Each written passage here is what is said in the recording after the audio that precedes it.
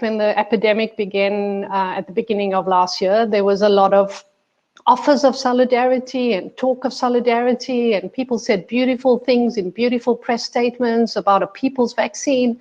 But we warned a year ago. Many of us said we're going to go down the same path as we did with HIV/AIDS. And so here we are a year later in exactly the same situation. But I think it's worse than the HIV/AIDS crisis, because within a year, we've got multiple vaccines that are actually safe and effective. Within a year, there are multiple companies that could provide us with sufficient supplies of vaccines, but there's a hoarding, and I think that's one of the reasons. There's been over-ordering.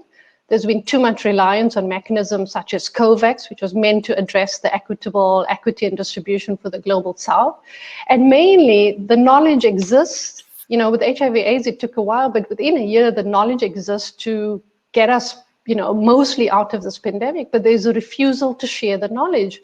And that refusal to share the knowledge, I think, is linked to your introduction, Tahir, where you talked about how patents in intellectual property mean that many poor people or Black and brown people in the global south are just going to wait years to be able to access something that, you know, you can access immediately, but for which we are unable to access because the vaccine know-how or the knowledge or the sharing of information is not happening at the pace and speed with which it should happen.